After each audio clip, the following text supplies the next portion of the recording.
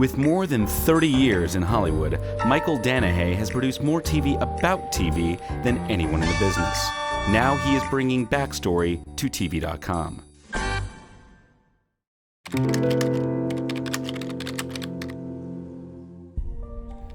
It's been almost 10 years since Phil Hartman, the brilliant comic from SNL and the series News Radio, was murdered by his wife while he and his children were sleeping in their suburban LA home. Okay, I watched all the news programs and I read all the accounts of the tragic event, but I never felt like I was hearing the real story of just what the hell happened on the night of May 28, 1998.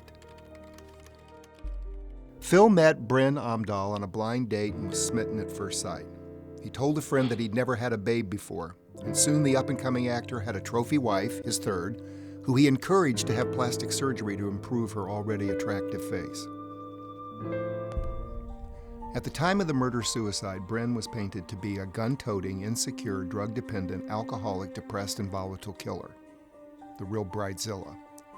Phil Hartman, on the other hand, was a complete innocent, loved by all, the victim. One tabloid headline screamed, "Cocaine, margaritas, Zoloft, and Saturday Night Live's Phil Hartman." The toxology report on Bryn showed that yes, she was legally drunk, had traces of cocaine in her system, and the prescription antidepressant at therapeutic levels. It sounds like half of Hollywood to me. The bartender where Bryn started the night said she had 2 drinks in over 2 hours, was sober, polite, and carefree. The friend that was with her described Bryn as content with her life. Other reports said that their 10-year marriage was on the rocks and headed for Splitsville. Friends said that they had been through rough times but were determined to stay together. Hartman's will would support that. His wife was listed as his executor, beneficiary, and trustee for their children. The general consensus was that the Hartmans were devoted to each other and the perfect parents to their 9-year-old son and 6-year-old daughter.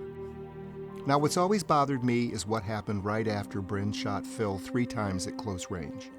She fled the scene, and her children, alone with the bloodied body of their father, and went to see a longtime friend, a 44-year-old stuntman. According to his testimony, Bryn arrived drunk and confessed to the murder. Then she took a nap. A nap. He looked in her purse and he found a .38 revolver.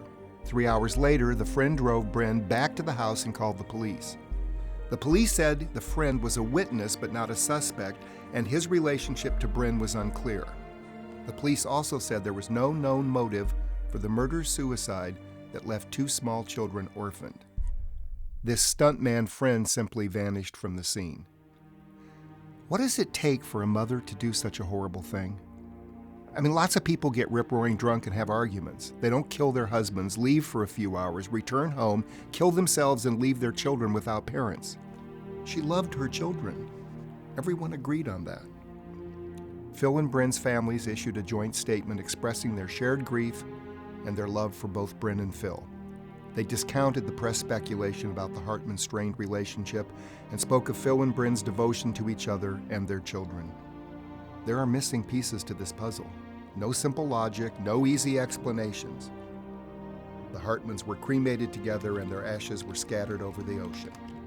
Till death do us part. What you see on TV is only half of it. There's always a backstory.